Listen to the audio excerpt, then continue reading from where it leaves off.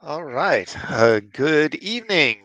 Welcome back to another Classic Comics live stream after a couple of weeks off. Okay, not a whole lot has gone on in the past 2 weeks. A lot of Sony stuff on the docket this week. So we'll just go ahead and get into it here. Hold on, there we go. Okay, bring the first article up here. This is from IndieWire.com. Sony Pictures CEO predicts industry chaos over the next 2 years. Quote, mergers and bankruptcies and sales. At the annual, or if you think the Paramount Skydance drama was a bit much, you're going to hate the next couple of years. Sony Pictures Entertainment CEO Tony Vinciquerra warned on Thursday. At the annual Bank of America Media Communications and Entertainment Conference, he said Hollywood is in for chaos over the next 2 years. He predicted that the industry is in for a wave of mergers and bankruptcies and sales and all kinds of fun things, and that only the biggest companies will survive, unless that is those giants, quote, make some massive mistakes or miscalculations along the way. He certainly is not the first media executive to predict more consolidation in Hollywood, but he may be the one using the most damning language. The business will be in a period of chaos for the next 18 to 24 months, Vinciquerra said. Just look at all the companies with cable networks that have this albatross around their necks that they have to figure out what to do with. Easy for him to say. Sony doesn't have much in terms of cable channel ownership. It does, however, provide an enormous amount of content to other companies' broadcast and cable channels, and yes, streaming. That positioning is where Vinciquerra wants to be and will stay. His peers at Warner Brothers Discovery and Paramount Global, meanwhile, can feel the albatross's talons tightening. Both companies I don't think albatrosses are really known for their talons, are they? I mean, it's a seabird. Okay. Where was I? Okay, yeah, both companies just devalue their respective cable businesses by billions of dollars and have stocks that are in the toilet and are ripe for the picking. Paramount has had several suitors, including at one point Sony. We didn't really get much traction with the process, Vinciquerra said of Sony kicking Paramount's tires. Our goal was to get IP. That was really where we wanted to be. We would have to do a lot to get to that point in terms of taking the other parts of the company and finding new homes for them. Paramount Global's controlling shareholder, Shari Redstone, was not interested in seeing that happen. So Sony went away and Skydance's David Ellison stayed the course. He'll buy Redstone's National Amusements Inc., which is primarily a holding company, eventually merge Paramount and Skydance. Sounds like Sony and Paramount have a plan. Warner Brothers Discovery's future is very to be determined. Its present includes nearly $40 billion in debt from the April 2022 merger that brought AT&T's Warner Media and Discovery Inc. together. Good luck finding a bigger fish willing to take on that debt load, or one getting approval for another acquisition that would add more debt. Warner Brothers Discovery may not be the vision of a perfect company, but David Zaslav did have a method to his madness. Zaslav brought Warner Brothers aboard to scale up and save Discovery, the home to the biggest cable bundle in town. In the streaming era, which is to say the cord cutting area, that claim is not a brag, it's a major problem. Nobody wants to pay for cable when all the good content goes to streaming, and the channel owners and cable providers are well aware of it. For evidence, look no further than the ongoing carriage-free standoff between Disney and DirecTV, or look at Disney Charter from this same time last year, which brought streaming service Disney Plus to Spectrum customers.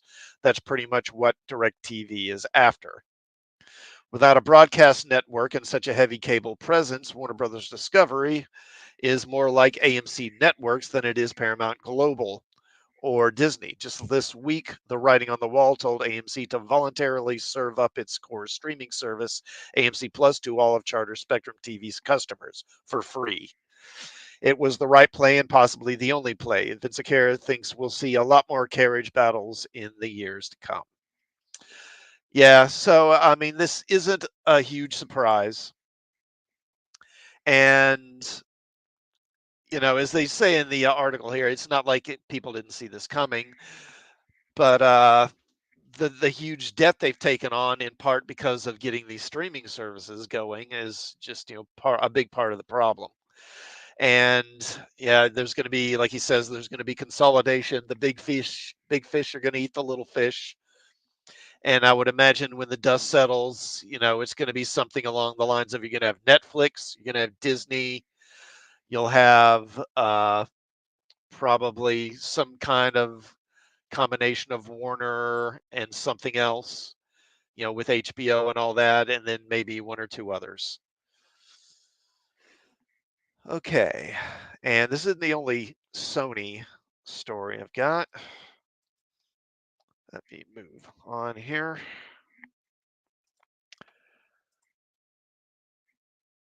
Okay. Speaking of content for Sony, this is from Screen Rant. Is Sony about to reboot their Spider-Man universe again? Come on. Get rid of these ads. After Kraven the Hunter is released in December, evidence suggests Sony's Spider-Man universe could be rebooting once again. Sony's Spider-Man universe is Sony's answer to the MCU, utilizing the illustrious Spider-Man IP, for which the studio has exclusive distribution rights. Sony's acquisition of Spider-Man distribution rights was finalized in 1999 and has given rise to Tobey Maguire's Spider-Man trilogy, Andrew Garfield's The Amazing Spider-Man movies, and the current shared universe. Tom Holland's Spider-Man, meanwhile, has been facilitated by a deal between Sony and Marvel, ensuring that one of Marvel's most iconic characters can be a part of the MCU. Spider-Man has been conspicuously absent from the movies released in the Sony Spider-Man universe, however. Sony's Spider-Man universe has instead been it's ridiculous they call it a Spider-Man universe. I mean, he's not even in it. Has instead been exploring peripheral characters, which began with 2018's Venom.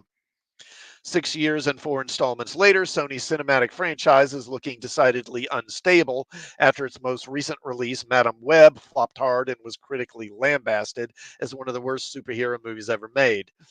Nevertheless, Sony is forging ahead with two more Marvel movies releasing in 2024, but that might be where it ends. Venom remains Sony's highest grossing movie in the franchise after grossing $856 million worldwide, while its sequel, Venom Let There Be Carnage, is its second highest at $501 million. Morbius and Madam Web, meanwhile, were flops. While the studio will no doubt be hoping to recoup these recent losses with upcoming installments, 2 out of 4 releases being flops isn't a great sign for the series. At the very least, the Venom franchise helps improve prospects for Sony. Okay, so they got the numbers here. Wow, Madam Web, basically 100,300,000 worldwide. Oof. And Morbius isn't much better. Venom: The Last Dance will be the third installment in Sony's most successful series of movies thus far, and it's possible the most surefire bet for the studio to improve its fortunes. Nevertheless, it is hard to ignore the general downward trend for Sony's movies, both taken at large and within the Venom franchise itself, with Venom Let There Be Carnage grossing $350 million less than its predecessor. There will need to be a significant push for the movie to reinvigorate Sony's Spider-Man universe, which is swiftly losing general enthusiasm. Fortunately, oh look, he's fighting Bane. Who is that?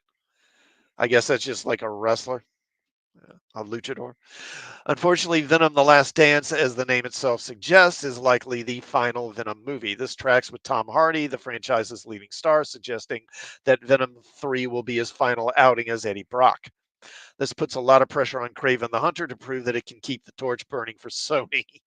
Good luck, except the release slate looks particularly bare. Craven the Hunter is slated for release on December 13th, 2024. This will round out a pretty stacked year for Sony after Madam Web was released in February. Was it in February? I could have sworn it was out last December. Oh, I guess not. And Venom The Last Dance releases in October. At the time of writing, 2025 looks decidedly barren by comparison, without a single sequel or a new installment to help bolster Sony's Spider Man universe. The fact that Sony has not announced a new movie carries some huge implications for the future of the franchise. This also comes over a year after Sony pulled a live action movie adaptation of El Muerto from its schedule. El Muerto was due to explore one of Spider Man's most obscure villains, who was to be portrayed by Puerto Rican musician and actor Bad Bunny. According to the Star, there is seemingly no intention to revive the project 2 years after it was announced in April of 2022. While this stops short of an official confirmation that El Muerto has been canceled, it is still telling. There are a slew of other movies that Sony has in development for its Spider Man universe. These include solo movies for obscure Marvel characters like Jackpot, good God, Hip, Hypno Hustler. Oh, wow, really? Okay. I mean, yeah, wow. That Hypno Hustler is like bottom of the barrel. I mean, you can't get more obscure than that. And Night Watch. And if I remember Night Watch, I think Night Watch was basically a kind of Spawn ripoff that they introduced into Marvel after, McFarlane left and went over to Image and created Spawn. And after that took off and became a hit, like a couple of years later, they introduced this Night Watch character that was obviously just a takeoff on Spawn. Sony boss Amy Pascal also confirmed that a Sinister Six movie was back on the cards after the success of Venom, which was then teased in the post-credit scene for Morbius. Yeah, which had the Vulture. What's his name? Michael Keaton, who, which made no sense because he just comes up to. Was it? He just comes up to Morbius, I think, and says something about we got a mutual problem, Spider-Man. And it's like, okay, Spider-Man doesn't even exist on this earth, so what? Whatever. Nevertheless, none of these projects have moved past the post-production stage as yet, and nothing populates a 2025 release slate. Will there be no movies for Sony's Spider-Man universe in 2025 and beyond? Or while there will be no movies, that is. The last in Sony's animated Spider-Verse trilogy is expected to be released. Not so fast. Not so fast. That's actually my next story. I'll get to that in a second. This franchise has at least fared exceptionally well compared to Sony's live action Spider Man movies, with Spider Man Into the Spider Verse even earning the Academy Award for Best Animated Feature, and Spider Man Across the Spider Verse earning a nomination for the same. These aren't technically counted to be within Sony's Spider Man universe, however. Things look a little less bare when considering Sony's small screen offerings. Spider-Man Noir is an upcoming Nicolas Cage fronted show following the Spider-Man variant Spider Noir, who lives in a film noir style universe during the Great Depression. There is a significant level of hype for this show, particularly after Nicolas Cage has already established the character in Sony's Spider-Man franchise. And this may be thanks to the fact that it features an actual Spider-Man in a Sony movie. Um, I've never been clear. Is that I assume that's going to be an animated thing, but is Spider Noir going to be live action? Is it actually going to be physically Nicolas Cage playing the character, or is he just doing a voiceover? Hello, Stephen Ransom. Hello, sir. Good to see you. They say costume variations are not a multiverse, even with a gender change. Yeah, I agree with that. Although a Sweeney Spider Gwen, okay, lots of folks would like that, I'm sure. I mean, I'm rather cool on the whole Spider Gwen concept because I came into comics right around the time Spider Gwen, right around the time that Gwen Stacy was originally killed, in the early '70s or mid '70s. So them bringing her back to me was always kind of a disappointing thing. But I'm sure there's a lot of folks who would go see a Spider-Gwen movie with her in it. JJ should hook up with Bad Bunny, hook up Bad Bunny with Bad Robot. Yeah, JJ doesn't need to be hooking up with anybody. Um, okay, so Silk Spiders Society, meanwhile, follows the titular Silk, real name Sydney Moon, who develops spider powers from the same radioactive spider that bit Peter Parker. The show was recently dropped by Amazon, but recent reports suggest that Sony is now approaching other networks to pick the project up instead. And I believe I did a story on this one. It's probably been over a year ago, or close to a year ago, that that movie was undergoing a complete overhaul. Basically, they didn't say it, but it was pretty clear to basically de-wokify it, to defeminize it and make it more likable for male viewers. Okay, Silver and Black is a project following Silver Sable and Black Cat, which was scrapped as a movie in 2018, but may now become a limited series for Sony's Spider-Man universe. I think I've heard something about Sydney Sweeney being linked to Black Cat too. Maybe. I don't know. She's a hot name right now, and her name's just getting thrown around all over the place, connected to all kinds of stuff. Uh, Sony owns all of the rights to Spider-Man, which includes the MCU's version portrayed by Tom Holland. While Sony's Spider-Man universe and the MCU Spider-Man collided in Spider-Man No Way Home, as Tom Hardy's Eddie Brock found himself transported into the MCU's Earth 616 and left a piece of the Venom symbiote behind, Tom Holland's Spider-Man remains separate from Sony's Spider-Man universe. This does not mean, however, that Sony will always preclude a Tom Holland Spider-Man from its own franchise, as it does retain distribution rights for these particular MCU movies. Sony will therefore be involved in the MCU's Spider-Man 4, which is yet to be announced by Marvel Studios or Sony, but remains a part of its presumed release slate. It may be in Spider-Man 4 that Marvel develops more on the symbiote tease from Spider-Man No Way Home, potentially even letting the MCU's version of Venom pick up where Tom Hardy's Eddie Brock left off. As it stands, however, Spider-Man 4 is dependent on Marvel Studios and the plans it has for its Spider-Man character, though it still needs to work with Sony to produce it. Whatever the case, Sony is in a conspicuously precarious position. At this juncture, it may be best for the franchise to reboot its Spider Man efforts, which could start with Noir and continue to develop more exciting installments like its version of the Sinister Six. What does seem clear is that 2025 will remain bereft of a new Sony Spider Man universe movie for now, leaving a significant gap between Craven the Hunter and whatever Sony Spider Man universe movie may continue or reboot the franchise.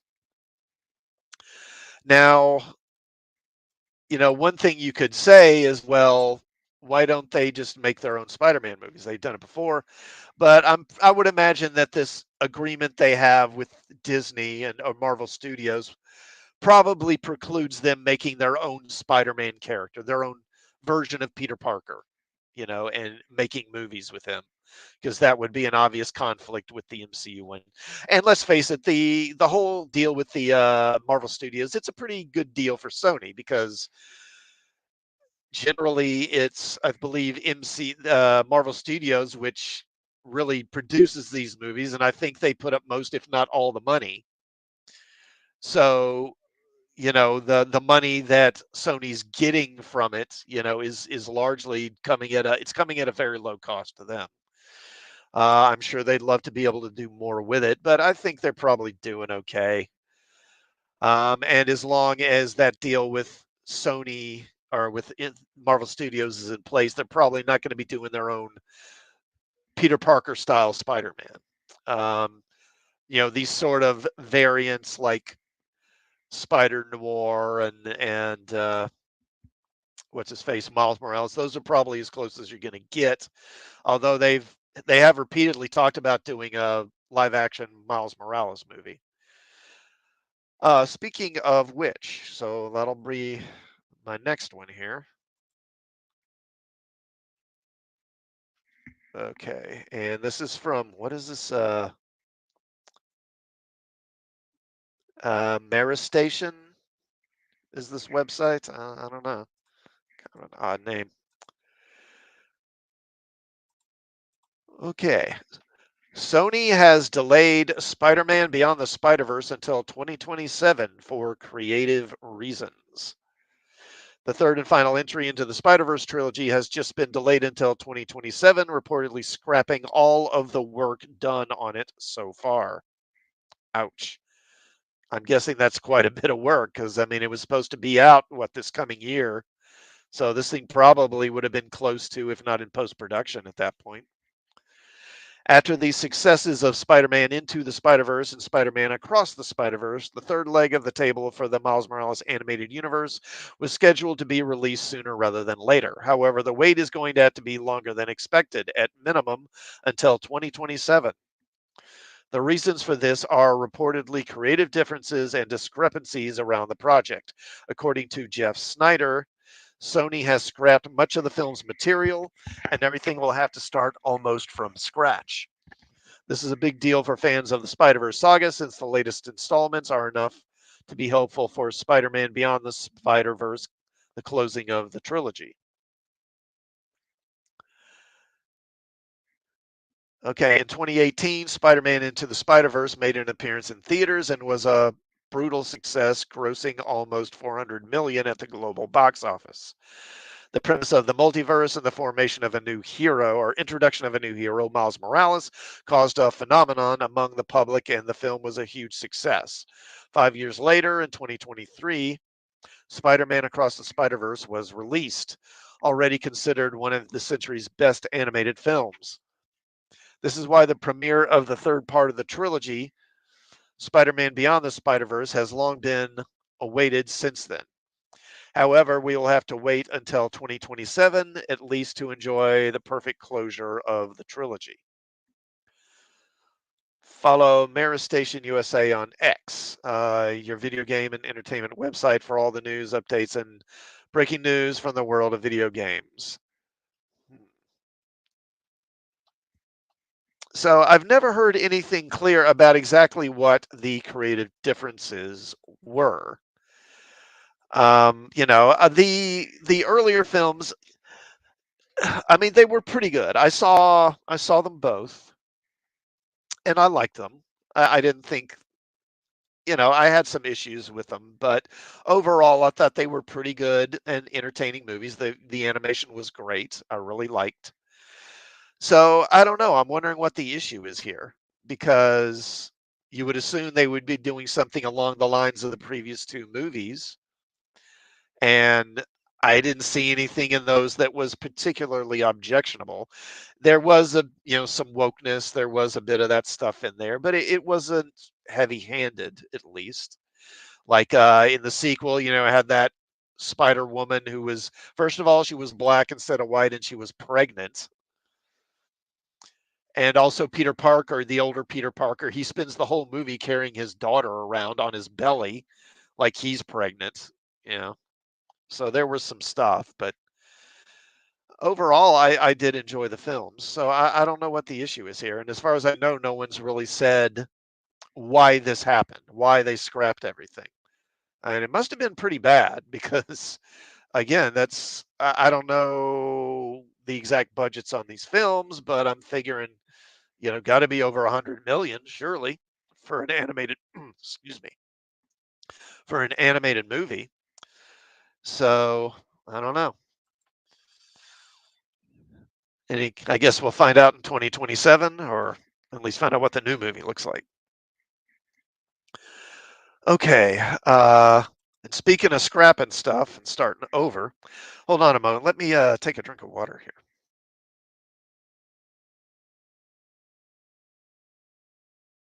Okay. My next story kind of has a similar thing. All right. This is from IndieWire. Pixar wanted Riley's character in Inside Out 2 to appear less gay. Former Pixar staffers who worked on Inside Out 2 claimed they received continuous notes to make the film's main character, Riley, come across as less gay, according to a report in IGN about the film and animation studio.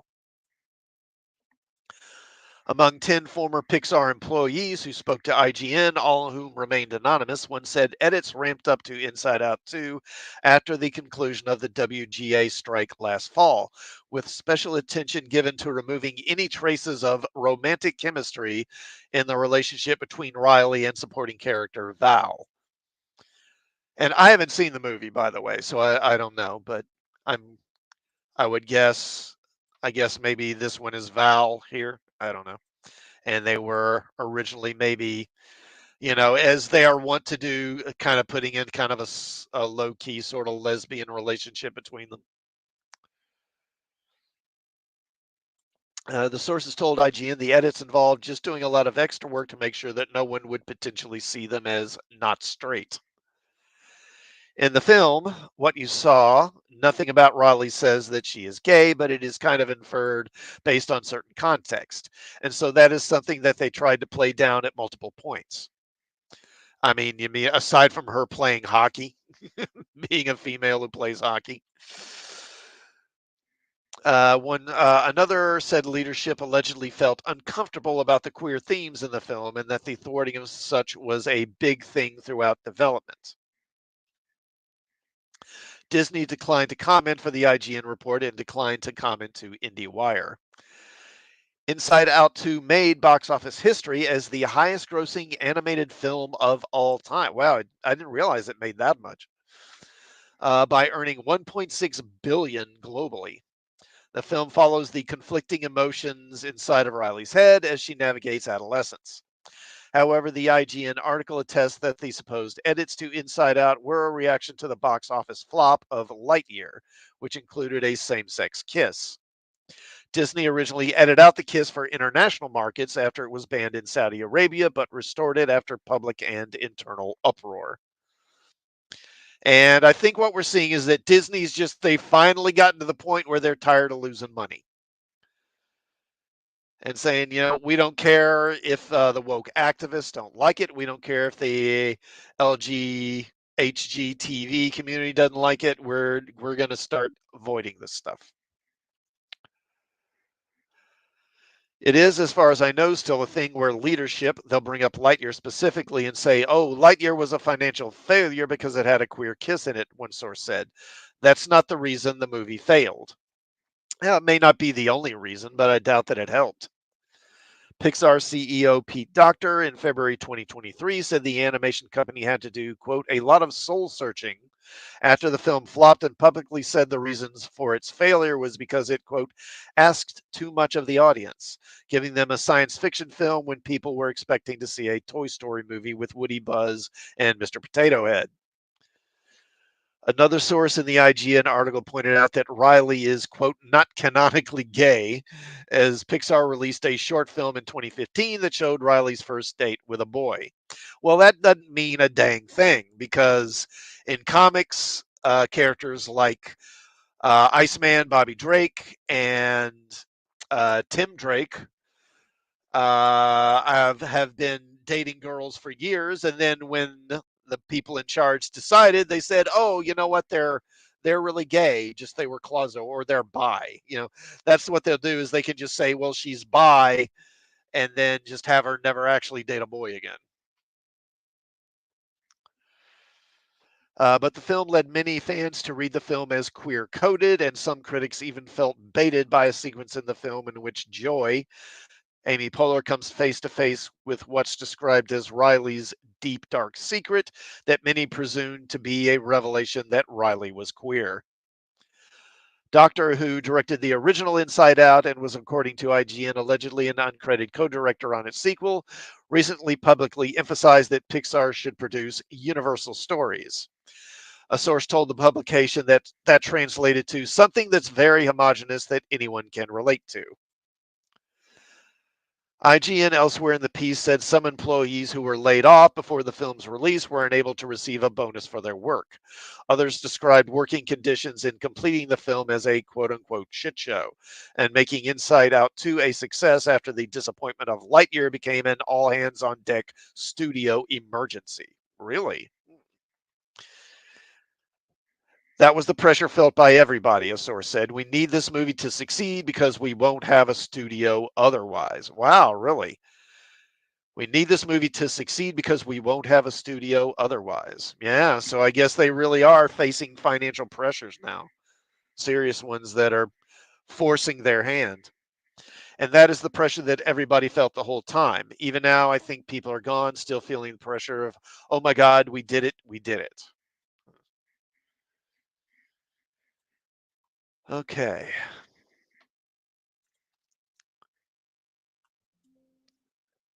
okay. Let me stop sharing. Okay. All right. Let's look at the next story here.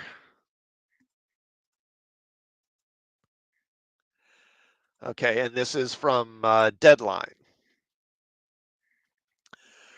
Warner Brothers Discovery and Charter announce early renewal of distribution deal, including Max, Discovery Plus, and beleaguered stock pops on the news. Warner Brothers Discovery and Charter Communications have clinched a multi-year distribution partnership that includes Max and Discovery Plus tiers for Charter subscribers. A deal they said, quote, further evolves the video ecosystem with more value and flexibility in video bundles, deeper libraries, and more choice to better align with customers' current viewing preferences. The deal is in line with other agreements Charter has struck with Disney and Paramount that add streamers to its cable bundle. Warner Brothers Discovery CFO Gunnar Wiedenfels indicated at a media conference last week that the company would be open to a similar setup. The news comes as his boss, David Zaslav, is set to speak at a Goldman Sachs confab this afternoon and will finally have some decent news to discuss. He needs some after Warner Brothers Discovery took a massive write down on its linear television assets and fell short of Fall Street financial forecasts in the second quarter as it continues to struggle post merger. Yeah, I did believe I covered that. What was it, 2 weeks ago? I think it was 2 or 3 weeks ago. Charter is the nation's largest video provider. Deals with Comcast and others are coming up for renewal as well. The shares, which lost about 70% over the last several years, are up 4% in early trading. Warner has most likely lost the NBA, and many investors believe this new round of carriage renewals without basketball are critical for the company. This innovative partnership with Charter recognizes the value of our linear content and the investments we've made in premium original programming, sports, and news, while also significantly expanding the distribution of Max's ad supported service to Spectrum's millions of select customers. Zaslav said today. We did this agreement together nearly a year early to set a framework for the future and to provide more consumers access to our unparalleled content offering while giving the industry more resilience as it evolves. We're pleased this achieves each of our company's objectives. The deal will offer Max, which is an ad light tier including all HBO and Max content, as well as Discovery Plus across all Spectrum TV Select packages at no extra charge to customers. Spectrum's bundle will offer nearly $60 per month of retail direct to consumer value included when added to Disney Plus, ESPN Plus, Paramount Plus, AMC Plus, BET Plus, and VIX. What's VIX? Oh, I'm not familiar with that. Charter CEO Chris Winfrey said the deal further evolves the linear and broadband video distribution model and supports Spectrum's efforts to provide flexible packages. Whether through hybrid linear direct to consumer full video relationships, smaller video packages with add ons, or a suite of a la carte or bundled direct to consumer options for broadband customers. The inclusion of the ad-supported version of Max and Discovery in our most popular packages at no additional cost ensures we provide the most value to our customers. Financial terms of the agreement were not disclosed, but the partners said it favorably extends Spectrum's carriage of Warner Brothers Discovery linear network portfolio, including TNT, CNN, Food Network, HGTV, TLC, Discovery, TBS, Adult Swim, and Investigation Discovery. It also establishes Max as a preferred partner for Spectrum when marketing and selling direct to consumer apps and bundles to broadband subscribers. Spectrum plans for a full deployment of its direct to consumer distribution to broadband customers in 2025, following the 2024 deployment of its direct to consumer inclusion and upgrade offers. Spectrum's direct to consumer distribution plan will include separate pricing, packaging, and billing capabilities for video services to broadband customers. So, kind of going back to what we were talking about in that first story about deals and mergers and bankruptcies. So, Warner Brothers is trying to, I guess, get its content onto more platforms and bring more money in. I don't think there's really nothing else they can do. Okay.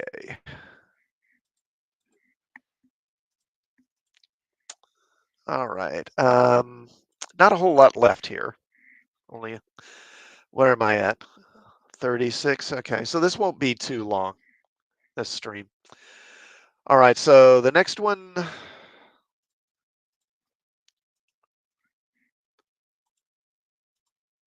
okay, and this is from www.smallscreen.co.uk. Can I get rid of this?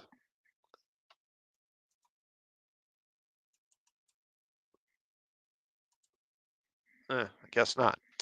Okay, Henry Cavill reportedly in talks to play Wolverine in the MCU.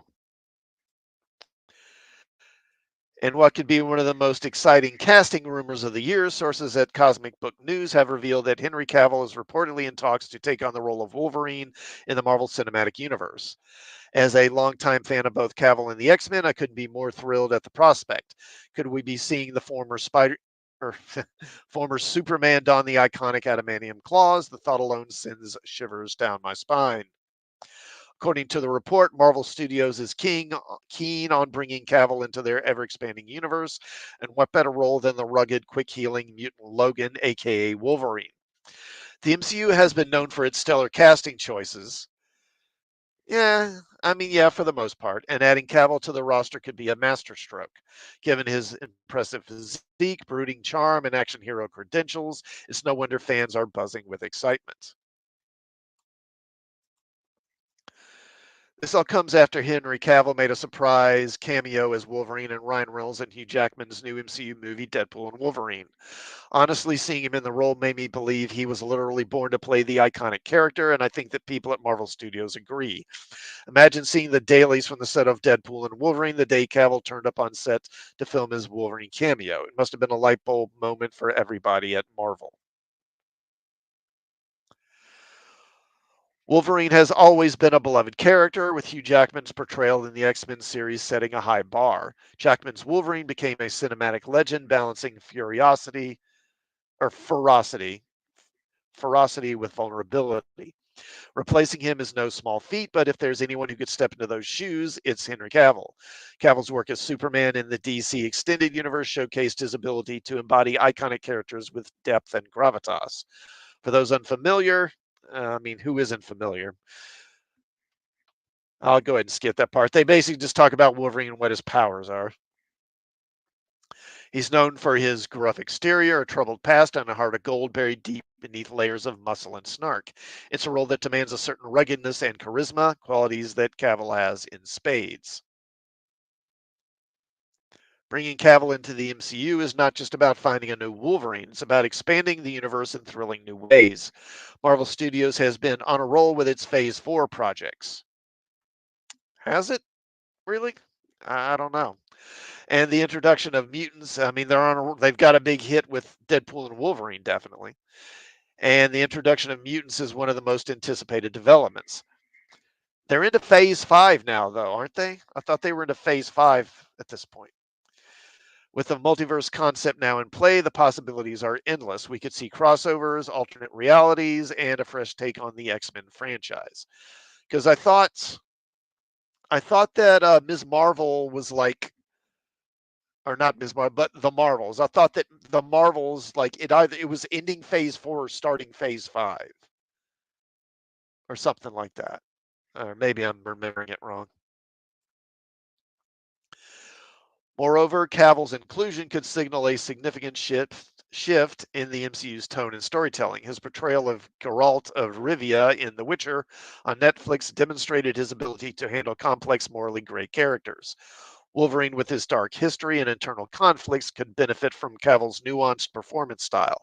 Imagine Cavill bringing the same intensity and depth to Wolverine as he did to Geralt. Fans are in for a treat. As a self-professed geek, this potential casting is a dream come true. Henry Cavill as Wolverine is the kind of news that makes you want to dust off your old comics and rewatch the entire X-Men series. The idea of Cavill interacting with other MCU characters is tantalizing. Picture him exchanging quips with Tom Holland's Spider-Man or teaming up with Chris Hemsworth's Thor. The dynamic possibilities are endless and utterly thrilling. Let's not forget Cavill's dedication to his roles. He famously missed the call to play Superman because he was too engrossed in a World of Warcraft raid. Yeah, I think I heard that story. His passion for gaming and geek culture resonates with fans who see him as one of their own. Yeah, which is probably why Hollywood doesn't like him and just keeps screwing him over. This authenticity and genuine love for the material could translate into a Wolverine that honors the character's legacy while bringing something fresh to the table. While nothing is confirmed yet, the mere possibility of Henry Cavill joining the MCU as Wolverine is enough to ignite imaginations and fuel fan discussions. Whether you're a diehard Marvel aficionado or a casual moviegoer, this news has something for everyone. It's a thrilling time to be a fan of superhero films with boundaries being pushed and new horizons explored. Here's hoping that these talks lead to an official announcement soon because, frankly, the world could use a little more Wolverine right now. In the end, Cavill's potential casting as Wolverine feels like a match made in cinematic heaven. He has the looks, the talent, and the sheer charisma to bring Wolverine to life in a way that honors the past while looking boldly to the future. And as a fan, I couldn't be more excited to see where this journey takes us. Okay, so as I said,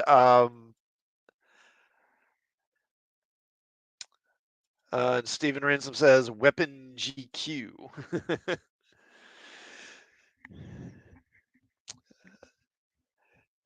And oh yeah, Stephen also says he's 41 and he's huge, 6'1". Yeah, he's a big dude. He's definitely jacked. So I think I'd be surprised if this happens, honestly, because like I said, Cavill, he loves this stuff. He's sort of part of geek culture, and I think because of that, that's why I think it's not likely he's going to be is going to get the part because I think that Hollywood has it in for him, unfortunately, and I'd be surprised if they wind up giving him this part. Okay, well we're at what 44 minutes. Okay.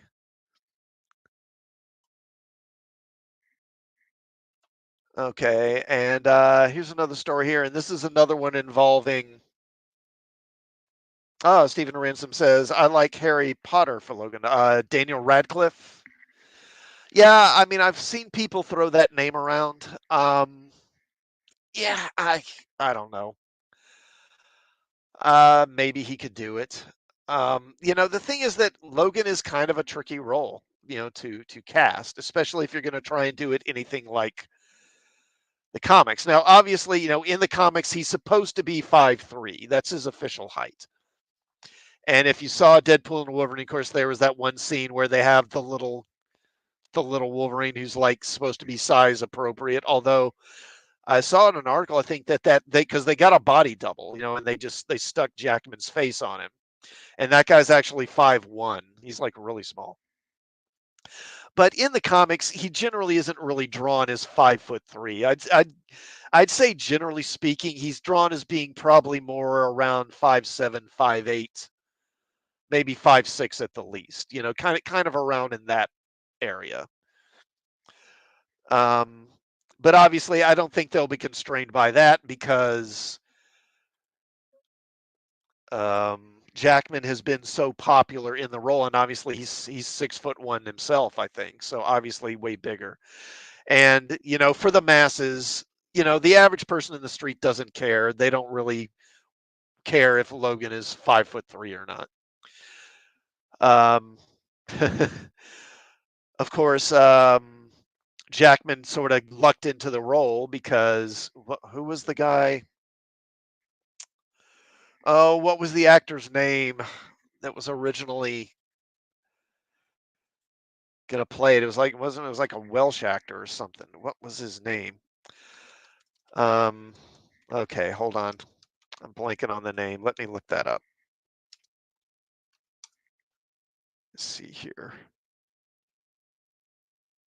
Doug Ray Scott. That's it. Doug Ray Scott. So he originally he got the role, but then he was playing the villain in Mission Impossible 2, and I forget the reason, but somehow or another there was a delay in the filming for something. I think it may have been somebody got hurt, like maybe there was somebody got injured, so they had to delay filming. And because of that, it was going to run over into the X-Men. And so they hired, well, hold on. So they wound up going after Jackman and getting him instead. But as far as aside from Radcliffe, who else could play him? I mean, I don't know. No one really leaps to my mind right away. Trying to think. Actually, I think maybe Scott Eastwood. Um, you know, Clint Eastwood's son. Let me think. Isn't Let me bring him up. Yeah. Let me.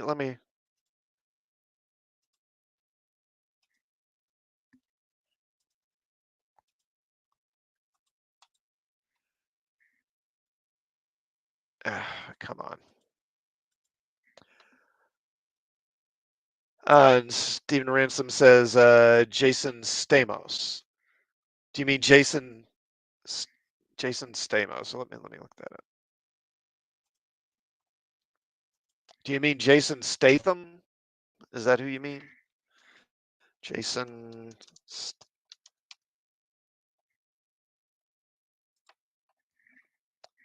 Yeah, when I search for Jason Stamos, I get Jason Statham. So I guess that's who you mean. Yeah, I mean maybe. I mean he's too old now, I think, because he's like in his 50s, I think. What is he? He's 1.7, so he's my height. He's like 5'10". He probably could have pulled it off. But I think Scott Eastwood could be a good choice. I think he's got the right look for the role. You know, you could definitely do worse. I'm surprised Scott Eastwood doesn't get more work and isn't a bigger star, honestly.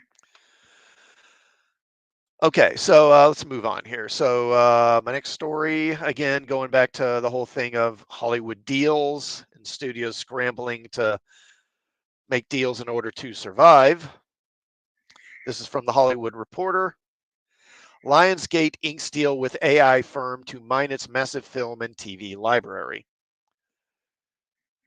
The deal will see Runway train a new AI model on Lionsgate's film and TV library as the entertainment company uses the tech to develop cutting edge, capital efficient content creation opportunities.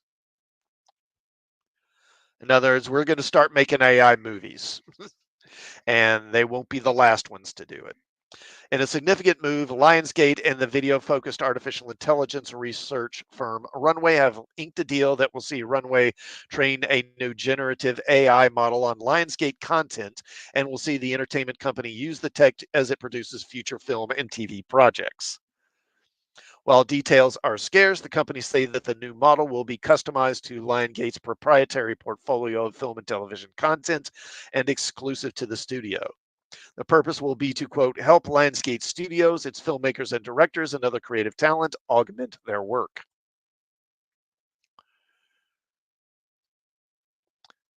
Lionsgate is the studio behind John Wick, The Hunger Games, and other franchises. The Lionsgate deal is the first partnership between Runway and a major Hollywood studio, though everyone in the business is looking at the potential for the tech closely, given the speed with which generative AI tech can create images and video based on text or image prompts.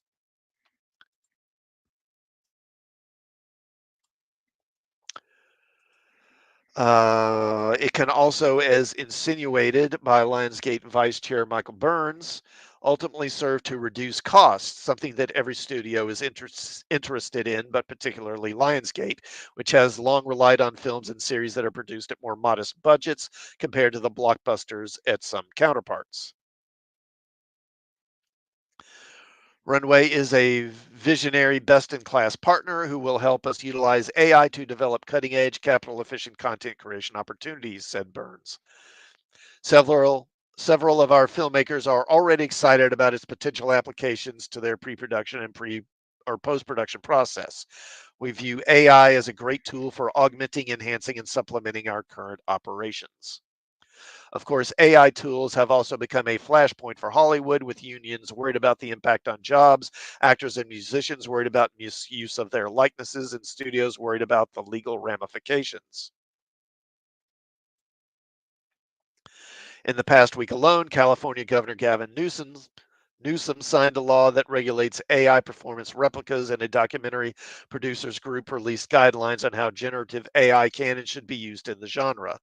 Studios are more openly experimenting with AI tools, even as there remains legal uncertainty and concerns from labor. Runway, for its part, frames itself as helping the creative community execute their vision. We're committed to giving artists, creators, and studios the best and most powerful tools to augment their workflows and enable new ways of bringing their stories to life. Runway co founder and CEO Cristobal Valenzuela said in a statement, the history of art is the history of technology, and these new models are part of our continuous efforts to build transformative mediums for artistic and creative expression. The best stories are yet to be told. Lionsgate has an incredible creative team and a clear vision for how AI can help their work. We're excited to help bring their ideas to life. Yeah, so this is kind of the beginning, man. This is kind of the beginning of this transition to AI generated content in Hollywood in a big way.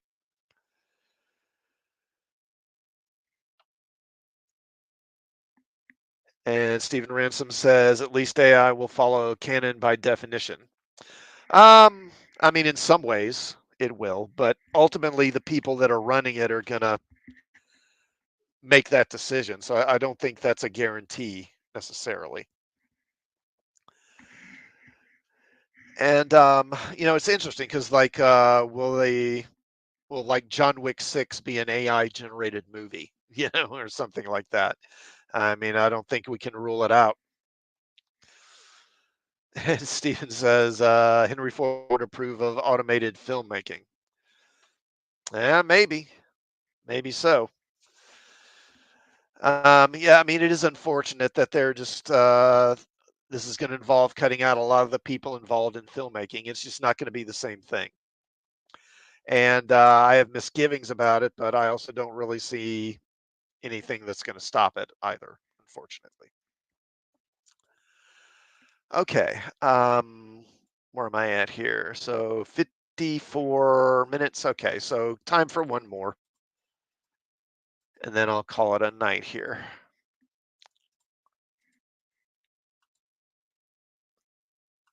And this is from Bounding into Comics. There was a long line at the Thai place. Teenage Mutant Ninja Turtle publisher IDW is seeking to create more original IPs. Subjects of interest include superheroes, crime, and modern day retellings of Bible stories. in ostensible service of attempting to become a genuine competitor in the world of comic book multimedia, IDW is moving to balance out its current stable of licensed series with a brand new roster of original and wholly publisher-owned IPs.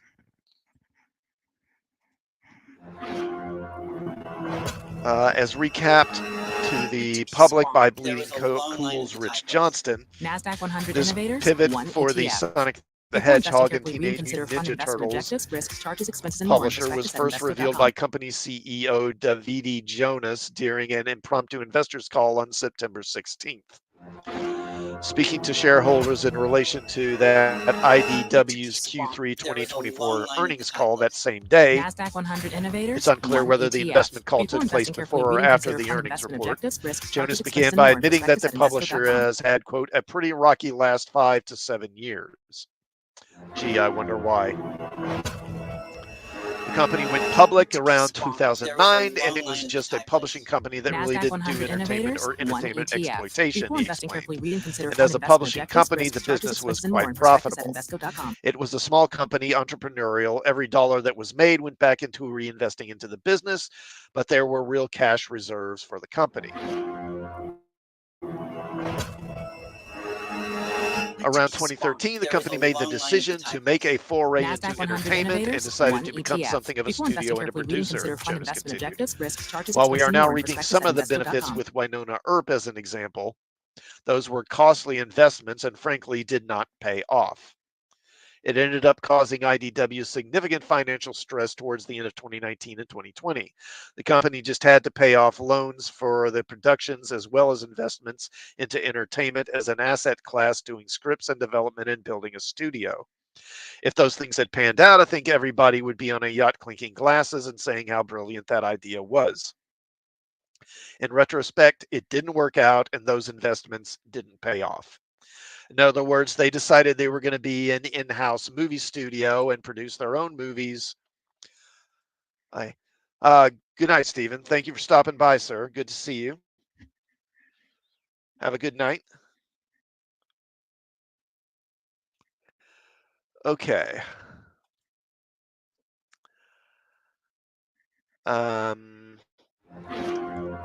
Yeah, but anyway, so they decided to make their own movies and become a studio, and it cost them a ton of money, and they didn't have any success from the stuff that they did, which I think was mainly streaming stuff, because I think that Winona Earp, what was that on Sci-Fi, I think, and there was Lock and Key. I think that was a thing for like a few minutes. You know, it's what a lot of these comic book publishers thought they could do, that they could leverage their IPs for streaming or for movies or what have you and produce them and become this big player. And, I think Valiant tried that too, and it blew up in their face. Even Hasbro, they tried with that Dungeons and Dragons movie. And I think almost as soon as that movie hit theaters, they were trying to sell the studio because they bought a studio, I believe.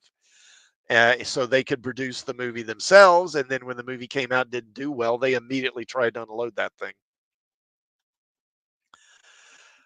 Okay. When I came into IDW about 16 months ago, the company was in a pretty precarious spot.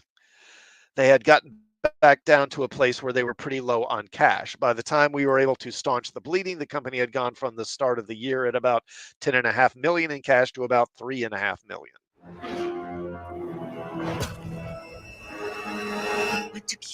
Turning to the future, Jonas then noted, we've confidently turned things around and feel that we're on a path of profitability. We were already profitable and believe we will be sustainably profitable. We're expecting 2025 when our fiscal year starts. November 1st of 2024, that starts our fiscal 25. We expect it to be an even better year than the turnaround. He teased on the company's current status. We're going to be profitable this year. This year is our expectation, but when you consider the swing from losing about $7 million to where we are now, it's not just the profitability, it was the ability to make that swing in such a short period of time. We've retained top talent. Have you really? Like who? And we are investing in our talent. We believe that the future of our company is the people and their ability to deliver, to create, and to collaborate. And that's where we're investing our resources. Before investing, carefully read and consider fund investment objectives, As to risks, how he charges, saw this expenses, and more in tremendous prospectus at personnel investment invesco.com. paying off, the CEO praised the publisher's tremendously talented team of great storytellers, and revealed that he was looking to have them focus on developing our own wholly owned IP, which he believes will in turn, quote, create huge value in the underlying portfolio for our shareholders. To this end, Jonas revealed that IDW was looking to explore 3 different types of original IPs: NASDAQ a new 100 universe of Innovators, 1 superheroes, ETF. Before investing, a carefully read and world of consider fund crime and investment objectives, serial risks, killer charges, based expenses, and more in drama, prospectus at and per invesco.com. Johnston, retellings of biblical characters and stories set in the modern era with a modern storyline. In other words, they're going to take the Bible and update it for quote unquote modern audiences. Brilliant. We want to reach a new audience and bring the talent NASDAQ tent 100 of the Innovators, comic 1 industry ETF. and Before mesh it investing, with the carefully read and religious consider fund community, investment which objectives, is a risks, charges, large book expenses, and more buying in prospectus community, at said Jonas. invesco.com. Just seeing the success of religious cinema, there's a huge element of growth. Okay, so maybe they're looking at the success of things like what was that movie? Oh, the one that was out NASDAQ last 100 year Innovators, 1 ETF. Before investing, about carefully the read and child consider trafficking. fund I saw investment that thing. objectives, risks, charges, expenses, and more in prospectus at Or like The invesco.com. Chosen, that streaming show about Jesus and the disciples and everything. I guess they're looking at that and thinking maybe we could do something like that. And exploring these genres, the CEO hopes for IDW to produce primed for new publishing material NASDAQ as well 100 as new Innovators, entertainment 1 material ETF. Before based on investing, our new carefully read and consider creative fund investment in the objectives, risks, charges, publishing expenses, and more in business. prospectus at In invesco.com. other words, comic books that will serve as blueprints, illustrated pitches for Hollywood adaptations. Yeah. Unfortunately for those interested, per Jonas, the launch of these new IPs is a bit down the road. I wouldn't say expect those in the next 3 months, he concluded, but I'd say you could start expecting to see some of those titles coming out within the NASDAQ next 100 12 to Innovators, 16 1 months. ETF. Before investing, carefully read and consider fund investment objectives, risks, charges, expenses, and more in Okay, prospectus at so invesco.com. the thing with IDW is that for a long time they kind of spun out of Image Comics, right?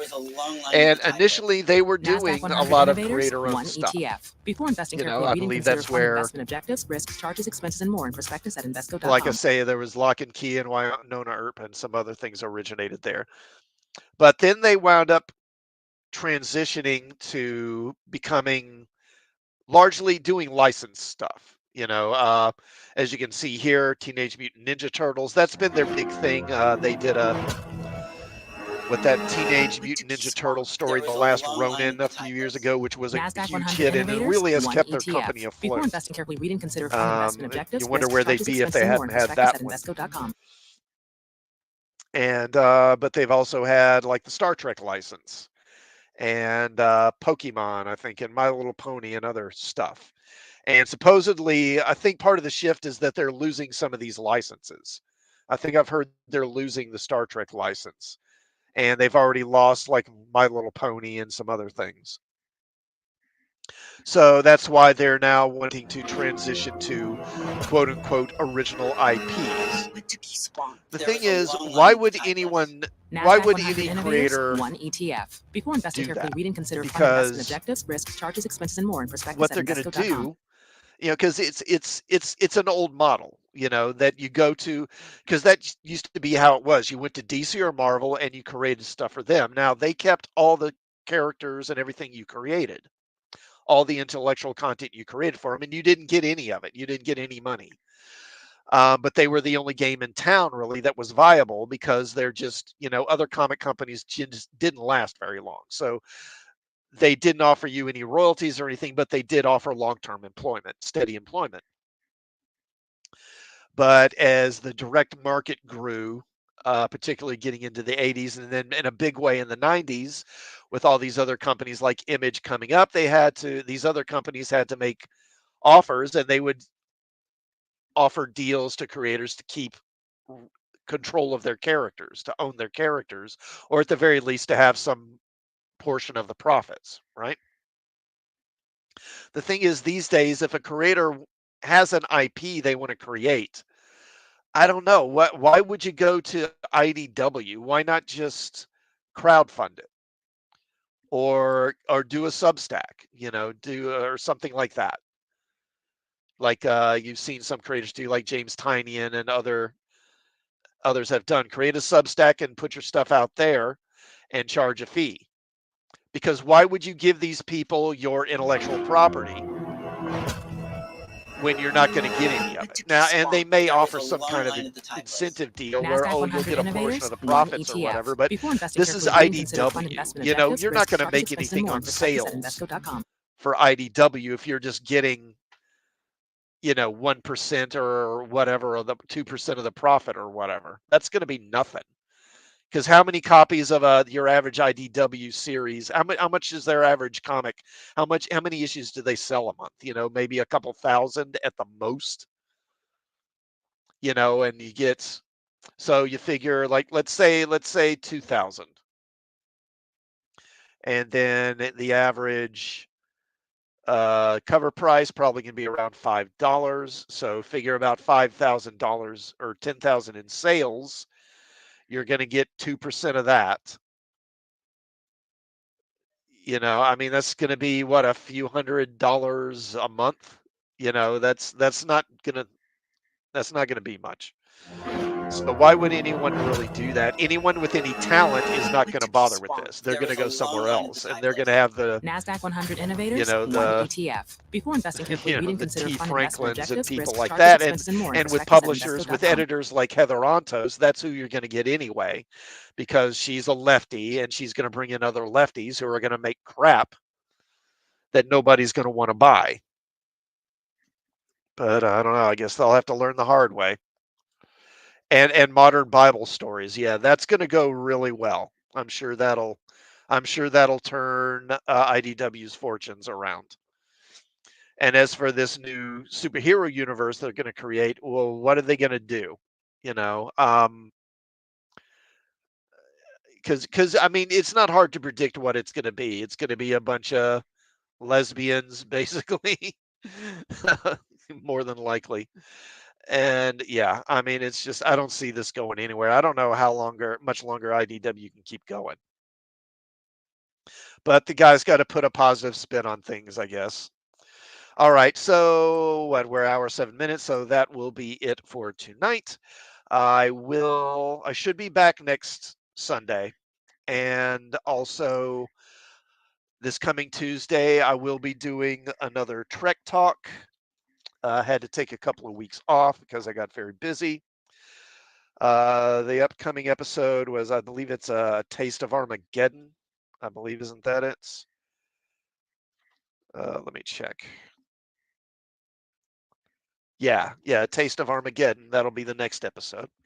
So I will see you folks then, and thank you to those who stopped by during the stream, and those who will check it out on a rewatch. Please do like the stream, and also please do sub to the channel, and I will see you all next time. Have a good evening.